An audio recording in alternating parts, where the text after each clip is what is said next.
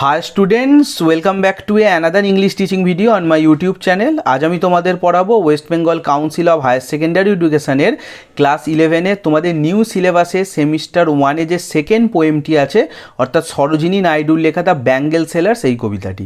এর পাশাপাশি জানিয়ে রাখি, তোমাদের ফার্স্ট সেমিস্টারে সিলেবাসে থাকা অন্যান্য যে প্রোজ, যেমন অ্যান অ্যাস্ট্রোলজার্স ডে, দ্য স্বামী অ্যান্ড মাদার ওরশিপ এবং অমরনাথ, এবং পোয়েমের মধ্যে থাকা আপন ওয়েস্টমিনিস্টার ব্রিজ এবং দ্য সেকেন্ড কামিং, এবং শেক্সপিয়ারের র্যাপিড রিডার সেকশন থেকে যে তোমাদের 3টে নাটক পড়তে হবে, অর্থাৎ ওথেলো, ম্যাকবেথ এবং অ্যাজ ইউ লাইক ইট, এগুলি সবকটেই কিন্তু আমি ইতিমধ্যে লাইন বাই লাইন রিডিংয়ের সাথে বাংলা মানেও ব্যাখ্যা সহ পড়ি আমার চ্যানেলে আপলোড করে দিয়েছি। উপরে আই বটনে ক্লিক করে বা আমার চ্যানেলের মধ্যে গিয়ে তোমাদের ক্লাসের যে প্লেলিস্ট তৈরি করা আছে সেখান থেকে তোমরা সেই ভিডিওগুলো দেখে নিতে পারো। তাই চ্যানেলে নতুন হলে অবশ্যই চ্যানেলটিকে সাবস্ক্রাইব করে নিও এবং ভিডিওটি ভালো লাগলে ভিডিওটিকে লাইক করে তোমার বন্ধুদের সাথেও শেয়ার করো। দেখো, আমি এখন যে পিডিএফটা থেকে তোমাদের পড়াচ্ছি, এইটাই যে তোমাদের ক্লাস 11-এর বই হিসাবে প্রিন্ট হবে এটা আমি বলতে পারছি না, তবে হতেও পারে। এখানে সরোজিনী নাইডু সম্বন্ধে কিছু লেখা নেই, তাই আমি উইকিপিডিয়া থেকে একটা স্ক্রিনশট নিয়েছি। এখানে সরোজিনী নাইডু সম্বন্ধে কয়েক কথা বলা আছে, আগে একটু এটা পড়ে নিই, তারপর আমরা কবিতায় চলে আসব। এটা সরোজিনী নাইডুর ছবি, তোমরা কম বেশি ওনার সম্বন্ধে জানো। দেখো, সরোজিনী নাইডু জন্ম হচ্ছে 14 ফেব্রুয়ারি 1879 আর মৃত্যু হচ্ছে 2 মার্চ 1949। তিনি কে ছিলেন? Was an Indian political activist, ভারতের একজন বিশিষ্ট রাজনীতিবিদ, অ্যান্ড পোয়েট, তার সাথে ছিলেন কবি, who served as the first governor of United Provinces, যিনি প্রথম United Provinces after India's independence, মানে ভারত স্বাধীন হওয়ার পরে প্রথম তখন প্রভিন্স ছিল, ওই যে প্রথম রাজ্যের যে রাজ্যপাল, গভর্নর, তিনি হয়েছিলেন। She played an important role in India's independence movement against the British Raj, British রাজের বিরুদ্ধে ভারতের স্বাধীনতা সংগ্রামে তিনি একজন গুরুত্বপূর্ণ ভূমিকা পালন করেছিলেন। She was the first Indian woman to be president of the Indian National Congress, এটা তোমরা হয়তো ইতিহাসে পড়েছো যে ভারতীয় ন্যাশনাল কংগ্রেস, জাতীয় কংগ্রেসের প্রথম মহিলা সভাপতি তিনি নিযুক্ত হয়েছিলেন। And appointed as a governor of a state, এবং একটু আগেই বললাম তিনি রাজ্যের প্রথম গভর্নর বা রাজ্যপাল হয়েছিলেন। কোন রাজ্য সেটাও বলে রাখি, উত্তরপ্রদেশ। তিনি উত্তরপ্রদেশ রাজ্যের প্রথম কিন্তু মহিলা গভর্নর ছিলেন বা রাজ্যপাল ছিলেন। এ তো ওনার সম্বন্ধে জেনে নিলাম। এবার কবিতা সম্বন্ধে আমাদের দু এক কথা আগে একটু জেনে নিতে হবে কবিতাটা শুরু করার আগে। দেখো, কবিতার নাম হচ্ছে দ্য ব্যাঙ্গেল সেলার্স। ব্যাঙ্গেল মানে হচ্ছে চুড়ি, মেয়েরা হাতে যে চুড়ি পরে সেই। আর সেলার্স মানে যেন বিক্রেতা, অর্থাৎ চুড়ি বিক্রেতা, যারা চুড়ি বিক্রি করে। কিন্তু দেখো, কবিতা সবসময় জেনে রাখবে দুটো মানে হয়। একটা হচ্ছে আমরা যেটা পড়ে যেটা বাহ্যিক মানে পাই, মানে যেটা আক্ষরিক অর্থ, কিন্তু তার ভেতরে একটা কিন্তু ইনার মিনিংও লুকিয়ে থাকে। তো আমাদের সেই দুটো মানে বুঝতে গেলে কবিতার প্রেক্ষাপটটা বুঝে নিতে হবে। এখানে দেখবে চুড়ি বিক্রেতা চুড়ি বিক্রি যে করছে, বিভিন্ন রঙের চুড়ি বিক্রি করছে।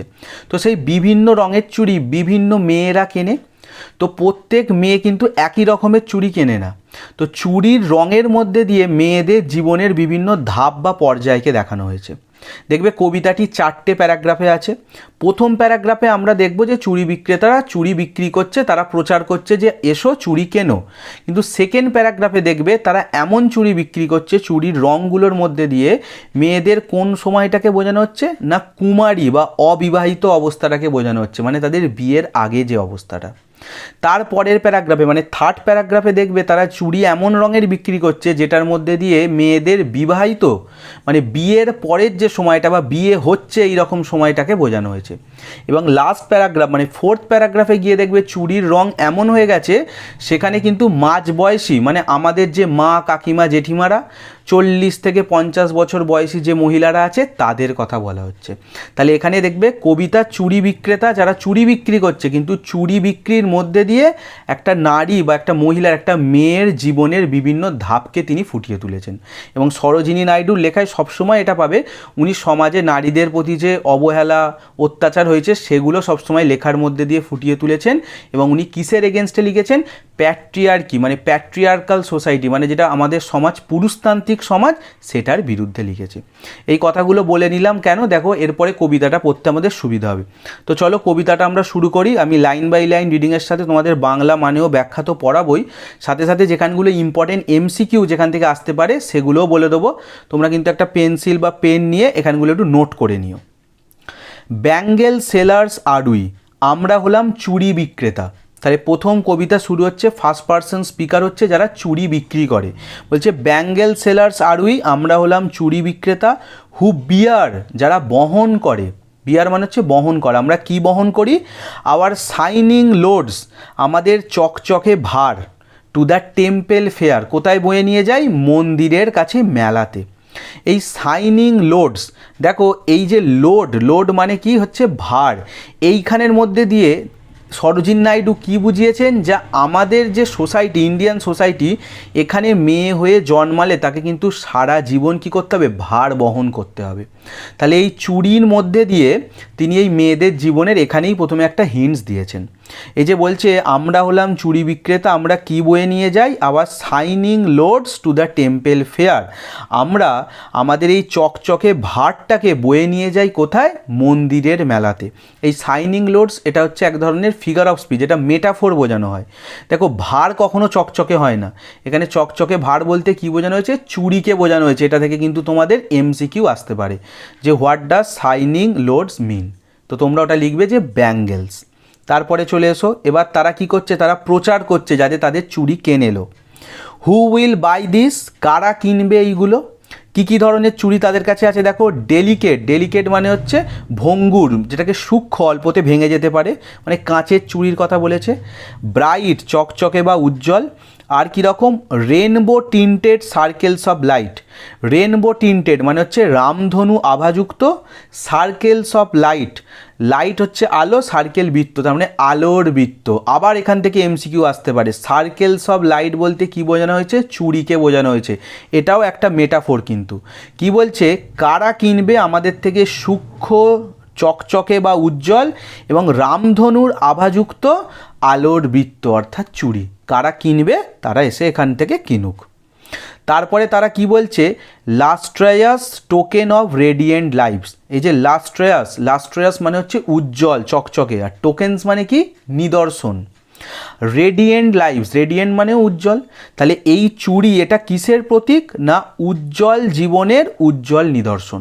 তোমরা রেডিয়েন্ট লাইভসটা উজ্জ্বল জীবন না বলে সুখী জীবনও বলতে পারো। তাহলে সুখী জীবনের লাস্ট্রেয়াস টোকেন্স মানে উজ্জ্বল নিদর্শন হচ্ছে চুড়ি।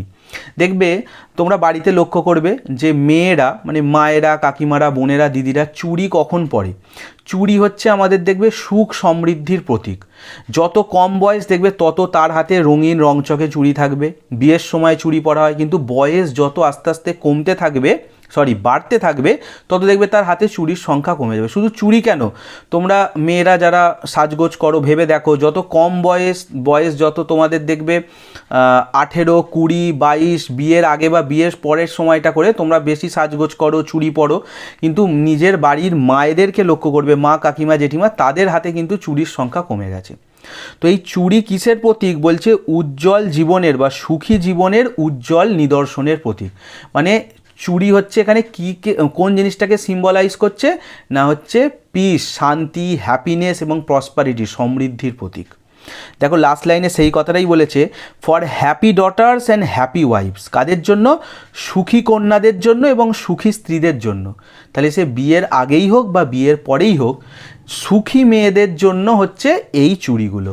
তো এই উজ্জ্বল চুড়ি উজ্জ্বল জীবন বা সুখী জীবনেরই হচ্ছে প্রতীক। তাহলে প্রথম প্যারাগ্রাফটা এখানে শেষ হলো। এখানে দেখতে পেলে চুড়ি বিক্রেতারা তারা বলছে আমরা এই যে ভার বহন করে নিয়ে যাচ্ছি মন্দিরের মেলায়, কারা কিনবে, তাদের কাছে কী কী ধরনের চুড়ি আছে বললাম, সূক্ষ্ম, চকচকে এবং রামধনু আভাযুক্ত, এবং বলছে এটা সুখী মেয়েদের বা সুখী স্ত্রীদের কিন্তু জীবনের নিদর্শন, চুড়ি হচ্ছে সেটার প্রতীক। এরপরে আমরা সেকেন্ড প্যারাগ্রাফে চলে আসব। আমি আগেই বলেছিলাম সেকেন্ড প্যারাগ্রাফে কিন্তু মেডেন অর্থাৎ অবিবাহিতা মেয়ে বা কুমারী মেয়েদের কথা বলা হয়েছে। দেখো কি বলছে এখানে, some are meet for a maiden's wrist, কিছু চুড়ি আছে কিন্তু কুমারী মেয়েদের কবজির জন্য। মেডেন মানে হচ্ছে কুমারী বা অবিবাহিত মেয়ে যার বিয়ে হয়নি, আর রিস্ট মানে যেন কবজি। তাহলে কিছু চুড়ি, মিট মানে সাক্ষাৎ হওয়া, তাহলে কিছু চুড়ি কোথায় যাবে, কোন হাতে যাবে, না অবিবাহিত বা কুমারী মেয়েদের কবজির জন্য। সেই চুড়িগুলোর রং কি, silver and blue as the mountain mist, সেগুলো হচ্ছে রূপোলি এবং নীল রঙের পাহাড়ি কুয়াশার মতো। মিস্ট মানে কুয়াশা, তোমরা ক্লাস 9-এই পড়েছো, মনে আছে, mild the mist upon the hill, Emily Jane ব্রন্টির লেখা। তো দেখবে পাহাড়ের ওপরে যে কুয়াশা হয় সেই কুয়াশার রং অনেকটা ওই মেঘ আর আকাশের রঙে মিশিয়ে কি হয়, রূপলি রঙের এবং নীল রঙের। এখান থেকেও এমসিকিউ আসতে পারে। তাহলে মেডেন অবিবাহিত মেয়েরা কী রঙের চুড়ি কেনে না, সিলভার এবং ব্লু, রূপলি এবং হচ্ছে নীল। এটাও এক ধরনের সিমিলি ইউজ করেছে, একটা ফিগার অফ স্পিচ। এই যে মাউন্টেন মিস্ট, এটা হচ্ছে একটা ইমেজারি। তারপরে চলে এসো সামার ফ্লাস্ট। ফ্লাস্ট এখানে হচ্ছে একটা কালারকে বোঝানো হয়েছে। ফ্লাস্ট মানে হচ্ছে ডিপ গোলাপি, গোলাপির সাথে লাল আভাযুক্ত, মানে রোজি রেড যেটা বলে সেইটা। তাহলে রূপলি এবং নীল, তার সাথে হচ্ছে ফ্লাস্ট মানে হচ্ছে রোজি রেড, মানে একটু রক্তিম গোলাপি টাইপের। লাইক দ্য বার্ডস, কিসের মতো, কুঁড়ির মতো। বার্ডস মানে হচ্ছে কুঁড়ি। দ্যাট ড্রিম, যেটা স্বপ্ন দেখে। দেখো এখানেও কি সুন্দর একটা কুঁড়ির সাথে একটা মেয়েকে তুলনা করেছে। দেখো একটা কুঁড়ি, ছোট্ট কুঁড়ি, সে কি স্বপ্ন দেখে না, সেও একদিন একটা বড় ফুলে পরিণত হবে, তাকে খুব সুন্দর দেখতে লাগবে, সবাই তার সৌন্দর্যের প্রশংসা করবে। তেমনি একটা ছোট মেয়ে, অবিবাহিত মেয়ে যার বিয়ে হয়নি, সেও কিন্তু একদিন স্বপ্ন দেখে আমার বিয়ে হবে, তার বৈবাহিক জীবন নিয়ে সে স্বপ্ন দেখে, তার স্বামী তাকে খুব ভালোবাসবে, তার শ্বশুরবাড়ির জীবন খুব ভালো হবে। তাহলে এখানে একটা কুঁড়ি বলতে বোঝানো হয়েছে একটা অবিবাহিতা কুমারী মেয়েকে। আর সে যখন ফুল ফুটবে, বড় হবে, তার সাথে কিন্তু একটা বিবাহিত ম্যাচিওর মেয়েকে বোঝানো হয়েছে। কি সুন্দরভাবে তিনি মানে দুটো জিনিসকে দেখিয়েছেন, বুঝতে পারছো, একটার সাথে একটাকে তুলনা করেছে। তাহলে এখানে বলছে যে কিছু ওই রোজি রেড, গোলাপি লাল রঙের যে কুঁড়ি, দ্যাট ড্রিম, যেটা স্বপ্ন দেখে। কুঁড়ি কি স্বপ্ন দেখে, ওই যে বললাম সে একদিন ফুল হয়ে ফুটবে। কোথায়, on the tranquil bro. Tranquil মানে হচ্ছে বেশ সুন্দর, মানে বলতে পারো হচ্ছে শান্ত। ব্রো মানে হচ্ছে ধার বা পার, কিসের ধারে বা পারে সে হবে, অফ এ উডল্যান্ড স্ট্রিম, বনভূমির জলধারার পাশে। তাহলে একটা বন জঙ্গল ঘেরা জায়গা, সেখান থেকে একটা জলের ধারা নেমে আসছে। সেই উডল্যান্ড স্ট্রিম, বনধারার ওই যে জলা জঙ্গল যেরকম তারা হচ্ছে, ওই বনের মাঝখানে যে স্ট্রিম জলধারা, তার পাশে, ব্রো মানে হচ্ছে পার বা তীর, সেইখানটা আবার কিরম ট্র্যাঙ্কুইল, বেশ একদম শান্ত একটা পরিবেশে সেই কুঁড়িটা কিন্তু স্বপ্ন দেখে আমি ওখানে ফুটবো। তাহলে এখানে এই স্বপ্ন দেখার মধ্যে দিয়ে একটা অবিবাহিত মেয়ের কিন্তু বিয়ের স্বপ্ন দেখার কথা বলা হয়েছে। আর বিয়ের কথা বললে তারা কি হয়, লজ্জায় দেখবে লাল হয়ে যায়। ওই জন্যেই এইখানে এই ফুলটার কথা বলা হয়েছে গোলাপি বা লাল রঙের। দেখবে যে মেয়ের বিয়ের বয়স হয়েছে, আমাদের এখানে তো 18+ হচ্ছে বিয়ের বয়স, তো 18 বছর বয়সী যে কোনো মেয়েকে যদি তার বিয়ের কথা বলা হয় যে এরপর তোর বিয়ে হবে, সে দেখবে লজ্জায় লাল হয়ে যায়। তো এই যে কুঁড়ি, সেও স্বপ্ন দেখে আমি ওই বনের জলধারার পাশে শান্ত একটা পাড়ে হব, আমি একটা ফুল হয়ে ফুটবো। তো তেমনই একটা ছোট মেয়েও স্বপ্ন দেখে আমার একদিন বিয়ে হবে, আমার সুখের বৈবাহিক জীবন হবে। তারপরে চলে এসো সামার অ্যাগ্লো, কিছু আবার উজ্জ্বল বা চকচকে হয়, কেমন, with the bloom that cleaves. Bloom মানে ফোটা, আর ক্লিভস মানে হচ্ছে আলাদা হয়ে যাওয়া বা বিভাজিত হওয়া। তাহলে কিছু স্বপ্ন দেখে যে সে ফুটে কীরকম হবে, আলাদা হয়ে যাবে, মানে দুদিকে ছড়িয়ে পড়বে। কীরকম, to the limpid glory of a newborn leaves. Limpid মানে হচ্ছে ট্রান্সলুসেন্ট বলতে পারো, স্বচ্ছ, আর গ্লোরি মানে চকচক উজ্জ্বল করা। তাহলে স্বচ্ছ চকচকে উজ্জ্বল হবে কিসের মতো, নিউ বর্ন লিভস, নতুন জন্মানো পাতার মতো। নতুন জন্মানো পাতা কীরকম রঙের হয় দেখবে, মানে সবুজ রঙের হয়, যেটা একদম কচি কলা পাতা আমরা বলি, তো সবুজ রঙের। আর ক্লিপস কেন বলেছে, পাতা দেখবে যেরকম হয় হলে দেখবে দুদিকে দুটো ছড়িয়ে পড়ে। ছোট আমরা যদি পল্লব দেখি, পাতা দেখবে দুদিকে দুটো মতো হয়ে এরকম থাকে, ওই জন্য ওটাকে বলেছে ক্লিপস। তাহলে সদ্য জন্মানো পাতা যার রং হচ্ছে ডিপ সবুজ রঙের, সে হচ্ছে যখন ফুটবে ওই রকম দুদিকে বিভাজিত হবে, সেই রকম চকচকে অর্থাৎ সবুজ রঙের চুড়িও আছে। তাহলে এখান থেকে মনে রাখবে, প্রশ্ন আসতে পারে মেডেনদের জন্য কোন কোন রঙের চুড়ি হলো, সিলভার, ব্লু, ফ্লাস্ট, আর তার সাথে হচ্ছে গ্রিন বা পাতার রঙের। এরপরে তোমরা চলে এসো থার্ড প্যারাগ্রাফ। এখানে আমি কবিতার শুরুতেই বলে দিয়েছিলাম এটা কাদের, আগের প্যারাগ্রাফটা পড়লাম হচ্ছে অবিবাহিত মেয়েদের, এরপরেরটা পড়বো কিন্তু বিবাহিত, যাদের বিয়ে হচ্ছে সেই রকম মেয়েদের। কি বলছে দেখো, summer like fields of sunlit corn. কিছুকে মনে হচ্ছে, মানে কিছু চুড়ি কীরকম তারা আছে, সানলিট কর্ন, সূর্যের আলো যদি, কর্ন মানে হচ্ছে শস্য, শস্য খেতে পড়লে যেরকম হবে, তাহলে সূর্যের আলো শস্য খেতে পড়লে কীরকম রঙ হয়, সোনালি চকচকে রঙ হয়। এখানেও একটা কি সুন্দর তুলনা করেছে দেখো, এখানে শস্য ক্ষেতটা কিন্তু কাঁচা বা সবুজ রঙের নয়, সবুজ রং আগে হয়ে গেছে, বাচ্চারা পড়বে। যখন একটা বাচ্চা প্রিম্যাচিওর স্টেটে থাকে, এবার তার বিয়ে হচ্ছে মানে সে ম্যাচিওর হয়ে গেছে, তাহলে এখানে ধান ক্ষেতের রংটাও দেখো সে কিন্তু গোল্ডেন কালার, সে সোনালি, সেও মানে পেকে গেছে, এটা বলতে চাইছে ফসলের মতো। তাহলে কিছু চুড়ির রং কীরম, like fields of sunlit corn, সূর্যের আলো পড়ে যে শস্য ক্ষেত চকচক করছে অনেকটা সেরম রঙের, মানে গোল্ডেন কালারের।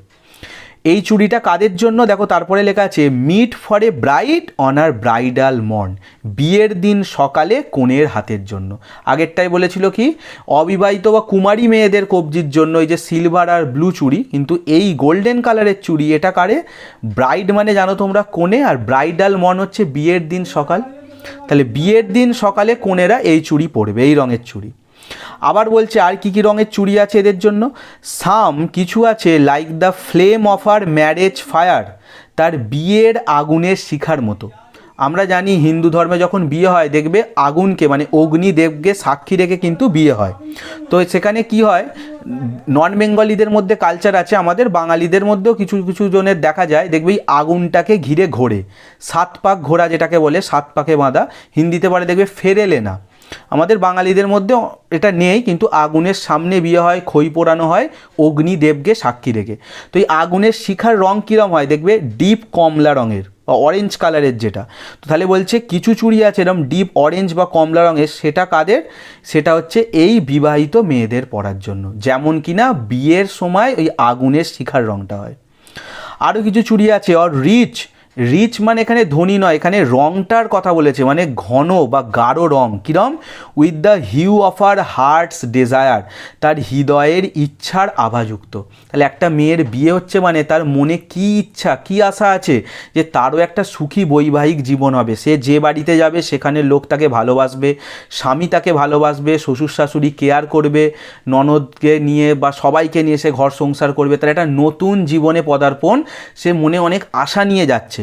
তো তার যে মনের আশার যে রং, সেই ঘন বা ডিপ রঙের আভাযুক্ত চুড়িও কিন্তু এদের জন্য আছে।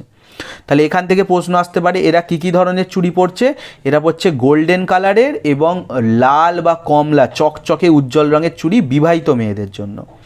তারপরে কি বলছে টিঙ্কলিং, টিঙ্কলিং মানে টুংটাং করে আওয়াজ হচ্ছে, চুড়ি পাশাপাশি লেগে কাঁচের চুড়ি লেগে আওয়াজ হয়। লিউমিনাস, লিউমিনাস মানে হচ্ছে উজ্জ্বল। টেন্ডার অ্যান্ড ক্লিয়ার, টেন্ডার মানে কোমল, এই চুড়িগুলোকে বারবার বলা হয়েছে দেখবে কোমল কাঁচের চুড়ি, এর মধ্যে দিয়েও কিন্তু মেয়েদের তুলনা করা হয়েছে। তাহলে মেয়েরা কীরকম, তারা মেয়েরা হচ্ছে কোমল মনের, নরম মনের, এবং ক্লিয়ার এরা হচ্ছে পরিষ্কার স্বচ্ছ। তাহলে এই চুড়িগুলো কী বৈশিষ্ট্য, টিঙ্কলিং, লিউমিনাস, টেন্ডার, ক্লিয়ার, টুংটাং আওয়াজ করছে, উজ্জ্বল, কোমল এবং পরিষ্কার। কেমন, like her bridal laughter and bridal tear, তার বিয়ের হাসির সাথে বিয়ের চোখের জলের মতো। তাহলে দেখো একটা মেয়ের যখন বিয়ে হয় তার মধ্যে মিশ্র অনুভূতি কাজ করে, দুটো অনুভূতি, কীরকম, তার মধ্যে ব্রাইডাল লাফটার, তার যে বিয়ে হচ্ছে তার জন্য একটা হাসিও থাকে, ওই যে তার একটা নতুন জীবন শুরু হতে চলেছে, কিন্তু তার সাথে দেখবে ব্রাইডাল টিয়ার, আমাদের যখন দেখবে পরের দিন বউ এতদিন তার বাপের বাড়িতে থাকার পরে শ্বশুর বাড়িতে যায়, যেটাকে বিদায় বলে, বিদায়ী, তো তখন কি হয় কান্নাকাটি করে, কারণ এতদিন সে যে বাড়িতে ছিল মানে তার বাপের বাড়ি, নিজের বাড়ি, ছোটো থেকে যেটাকে বাড়ি জেনে এসেছে, 18 বছর, 18ই যে নয় 18 বিয়ের বয়স বলে বলছি, সে 18-র পরে 20, 22, 25, 30-এও মেয়েদের বিয়ে হয়। তো সেই যে বয়সটা এতদিন একটা তার সে বাড়িতে ছিল, তাকে সেই বাড়ি ছেড়ে আবার একটা নতুন বাড়িতে যেতে হচ্ছে, তার নিজের বাবা মাকে ছেড়ে তাকে যেতে হচ্ছে স্বামীর ঘরে। তাহলে তার মধ্যে যেমন একটা হাসি আনন্দও আছে, আবার তার সাথে কিন্তু চোখের জলও মিশে আছে। তাই দেখতে পাচ্ছ কী সুন্দর চুড়িদের রঙের সাথে একটা মহিলার জীবনকে বর্ণনা করেছে। এবার আজকে কবিতার লাস্ট প্যারাগ্রাফে চলে আসি। আমি আগেই বলেছিলাম এবার কি, এবার মেয়ের বিয়ে হয়ে যাবার পরে তার পরবর্তী পর্যায়, তার সন্তান হয়েছে, তার বয়স হয়েছে, মানে আমাদের বাড়িতে মা কাকিমা জেঠিমা যারা আছে তাদের বয়সী মেয়েদের কথা এখানে বলা হবে, আর তারা কী ধরনের চুড়ি পরে। বলছে সামার পার্পেল, কিছু চুড়ি হচ্ছে বেগুনি রঙের, অ্যান্ড গোল্ড ফ্লেকড গ্রে, এবং ধূসরের ওপরে সোনালি ছোপ ছোপ দাগযুক্ত। গোল্ড ফ্লেকড মানে হচ্ছে ওই সোনালি ছোপ ছোপ দাগ। তাহলে দেখো আগে যখন তাদের বিয়ে হলো সোনালি রঙের চুড়ি পরেছিল, এখন আর কিন্তু সোনালি চুড়ি নয়, সোনালি ওই যে ছোপ ছোপ দাগযুক্ত কী ধরনের, গ্রে, ধূসর। ধূসর রঙটা কি বোঝাচ্ছে, যে তার বয়স হয়ে গেছে, তার এখন বয়স মিনিমাম কত, 40 থেকে 50-এর মধ্যে। দেখো পরের লাইনেই লেখা আছে for she who has journeyed through life midway, যে কিনা তার জীবনের অর্ধেকটা যাত্রা করে ফেলেছে। জার্নিড থ্রু লাইফ, সে যাত্রা করেছে কিসের মধ্যে দিয়ে? লাইফ মিডওয়ে, মাঝ জীবন, মানে তার জীবনের মাঝামাঝি পর্যায়ে এসে গেছে, তার বয়স এখন 40 কিংবা 50। হুজ হ্যান্ডস হ্যাভ চেরিস্ট, যে তার হাত দিয়ে লালন পালন করেছে। চেরিস্ট মানে লালন পালন করা, আমাদের মায়েরা আমাদের কি করেছে? লালন পালন করে মানুষ করেছে। হুজ লাভ হ্যাজ ব্লেসড, যার ভালোবাসা আশীর্বাদ দিয়েছে। আমাদের তো মায়ের ভালোবাসাতেই আমরা আছি, তাহলে প্রত্যেক সন্তানকে মা যে ভালোবাসে, মা কী করেছে? তার হাত দিয়ে চেরিস্ট, তাকে লালন পালন করেছে। হুজ লাভ হ্যাজ ব্লেসড, তার ভালোবাসায় আমাদেরকে আশীর্বাদ দিয়েছে। অ্যান্ড ক্র্যাডেলড ফেয়ার সন্স, এবং তারা সুপুত্রদের কি করেছে? দোল খাইয়েছে। ক্র্যাডেল মানে হচ্ছে দোল খাওয়ানো, মায়েরা কোলেতে নিয়ে দোল খাওয়ায় না, তো তারা কি করেছে? Fair sons. এইখানে আবার একটা কথা বলি, দেখো সন্স না লিখে উনি তো চিলড্রেন লিখতে পারতেন। মায়েরা কি শুধু ছেলেদেরই জন্ম দেয়? মেয়েদেরও তো দেয়। তাহলে চিলড্রেন না লিখে সন্স কেন লিখেছে? ওই যে শুরুতেই বললাম, প্যাট্রিয়ার্কাল সোসাইটি, পুরুষতান্ত্রিক সমাজ। এখনও দেখবে আমাদের মধ্যে এই কালচার আছে যে যখন বাচ্চা জন্মায় সবাই চায় যেন ছেলে হয়। তখনও তাহলে ওই জিনিসটাকেই তিনি সরোজিনী নাইডু লিখেছেন, যে এখানে বলছে মায়েরা দোল খাইয়ে কাকে মানুষ করেছে? যেন ছেলেদের। তার মানে মেয়েদের এটাই কাজ, ছেলে মানুষ করা। মেয়ে হলে যেন মুখ ভার হয়ে যাবে, কিন্তু এটা তারা ভুলে যায় যে মানুষ করছে মা, সেও একজন কিন্তু মেয়ে। সে কি করেছে? অনার ফেথফুল ব্রেস্ট, তার বিশ্বস্ত বুকের দুধ পান করিয়েছে। মায়েরা নিজের স্তন পান করে বুকের দুধ পান করায়, সেটা কি বলা হয়েছে? ফেথফুল, বিশ্বস্ত। এর থেকে বিশ্বস্ত জিনিস আর পৃথিবীতে কিছু নেই। মায়েরা সেভাবে হচ্ছে সন্তানকে মানুষ করেছে। তাহলে সেই মা যারা এইভাবে সন্তানদের মানুষ করেছে, তাদের হাতের জন্য কোন কোন চুড়ি? এটাও এমসিকিউ আসতে পারে, পার্পেল এবং গোল্ড ফ্লেকড গ্রে। লাস্টের দুটো লাইনে চলে এসো। সেই মা কি করেছে? শুধু মা নয়, মা, কাকিমা, জেঠিমা, যারা এই যে বললাম মিডিল এজেড যে ওম্যানরা, and serves her household, সে তার ঘরের সেবা করেছে। তার বাড়ি ছিল আগে, বিয়ের আগে একটা বাড়ি, কিন্তু সে এখন যে বাড়িতে চলে এসেছে শ্বশুর বাড়ি, এই শ্বশুর বাড়ির হাউস হোল্ড, সংসার, ঘর সংসার সে কী করেছে? সার্ভস, সে সেবা দিয়েছে, সে সামলেছে। ইন ফ্রুটফুল প্রাইড, বেশ ফলত গর্বের সাথে। ফ্রুটফুল মানে ফলত হয়, এখানে সফলও বলতে পারো। প্রাইড গর্ব, বেশ সফল গর্বের সাথে সে কিন্তু সামলেছে। তার আর কাছে কিন্তু আগের বাড়ির অত মাহাত্ম্য নেই, তার নতুন বাড়ির যা এখন তার মাহাত্ম্য, এবং সে নতুন বাড়িকে বেশ সফলভাবে গর্বের সাথে কিন্তু সেবা দিয়েছে। আর লাস্ট লাইনে এসে কি বলছে? অ্যান্ড ওরশিপস দ্য গডস, সে ভগবানের পুজো করেছে। ওরশিপস যেন পুজো করা অ্যাট আর হাজব্যান্ড সাইডস, তার বরের পক্ষে হয়ে। তাহলে সে এখন এখানে এসে গেছে, মানে এটাই তার সব। আগের বাড়ির আর তার কাছে অত মাহাত্ম্য নেই। হাজব্যান্ড সাইডস, বরের পক্ষে, এটা তো বরেরই বাড়ি, বর তো অলরেডি এখান থেকেই ছিল তার স্বামী, কিন্তু সে এখানে এসে তার স্বামীর পক্ষে হয়ে কি করছে? ভগবানের পুজো করছে। তাহলে বিয়ের পরে একজনের কি হয়? তার শ্বশুরবাড়িটাই সব হয়ে যায়। এখানে বোঝাচ্ছে যে স্বামীর মঙ্গল কামনার জন্য, স্বামী যাতে ভালো থাকে, স্বামী যাতে কাজবাজ ভালো হয়, সুখ সমৃদ্ধি বৃদ্ধি হয় বাড়ির সংসারের, তার সন্তান যেন ভালো থাকে, এই কামনাই বা এই ভগবানের কাছে প্রার্থনাই হচ্ছে মায়েরা করে। তাহলে এই যে মহিলা যাদের এই রকম বয়সে চলে আসে, তারা এখানে এসে কি করছে? স্বামীর পক্ষ নিয়ে, স্বামীর হয়ে ঘর সংসার যাতে ভালো থাকে, সবার মঙ্গল কামনায় সে কিন্তু ভগবানের পুজো করছে। তো এখানেই আমাদের সুন্দর কবিতাটা শেষ হলো। আশা করি বুঝতে কোনো অসুবিধা হয়নি। যদি এর পরেও কোনো রকম বুঝতে হয়, আমি খুব ডিটেলসে খুঁটিয়ে বলেছি, ভিতরের মানে অন্তর্নিহিত মানে যেটা বললাম, শুধুমাত্র আমি এরকম পড়িয়ে দিইনি যে খালি লাইন বয় পড়িয়ে গেলাম, বাহ্যিক মানেটা বলে গেলাম। আমি অন্তর্নিহিত মানে ইনার মিনিং সমেত ধরে ধরে পড়িয়েছি। এর পরেও যদি কারোর কোনো সমস্যা, আমাকে কিন্তু কমেন্ট করে জানো। খুব সুন্দরভাবে দেখলে ফার্স্ট প্যারাগ্রাফটা বললাম, চুড়ি যারা বিক্রি করছে তারা তাদের প্রচার করলো, চুড়ি কিসের প্রতীক। সেকেন্ড প্যারাগ্রাফে দেখলাম অবিবাহিত মেয়েদের যে কী কী রঙের চুড়ি পরা হয়, চুড়ির রঙের মধ্যে দিয়ে মেয়েদের জীবনের বিভিন্ন পর্যায়কে তুলে ধরা হয়েছে। তারপরে থার্ড প্যারাগ্রাফে দেখলাম যে বিবাহিত মেয়েরা বা বিয়ের সময় কী কী ধরনের চুড়ি পরে, আর তারপরে দেখলাম বিয়ের পরে অনেকটা সময় কেটে গেছে, তাদের বয়স এখন মাঝবয়সী, তারা সন্তানকে প্রায় বড় করে ফেলেছে, তখন তারা কী রঙের চুড়ি পরে। তো ভিডিওটা ভালো লাগলে ভিডিওটিকে লাইক করো, কমেন্ট করে জানিও কেমন লাগলো। দেখো তোমাদের একটা কমেন্ট আমাকে আরও মোটিভেট করে, আরও ইন্সপায়ার করে এরকম ভিডিও করার জন্য। আমি কোনো রকম এডিট করি না, এই যে ধরো 24 মিনিট ভিডিও করলাম, এটা একটানা একভাবে পড়িয়ে গেলাম। তাই তোমরা যদি কমেন্ট করে জানাও কেমন হয়েছে তাহলে আমারও খুব ভালো লাগে, এবং ভিডিওটি ভালো লাগলে তোমার বন্ধুদের সাথেও শেয়ার করো। চ্যানেলে নতুন হলে অবশ্যই চ্যানেলটিকে সাবস্ক্রাইব করে নিও। আমি আগেই বললাম তোমাদের ক্লাস 11-এর সেমিস্টার 1-এর তোমরা সমস্ত প্রোজ, পোয়েম এবং র্যাপিড রিডারের গল্প আমার চ্যানেলে পেয়ে যাবে। শুধু পড়ানো নয়, এরপরে আমি এখান থেকে ইম্পর্টেন্ট এমসিকিউ এবং গ্রামারের ভিডিও আপলোড করব। তার পরবর্তীকালে তোমরা সেমিস্টার 2, 3, 4-এর ভিডিও আমার চ্যানেলে পাবে। তো চলো আজকে এখানেই শেষ করলাম, খুব শীঘ্রই দেখা হবে তোমাদের ক্লাসের আরেকটি ভিডিও নিয়ে। ততক্ষণের জন্য সকলে ভালো থেকো, সুস্থ থেকো, গুড বাই।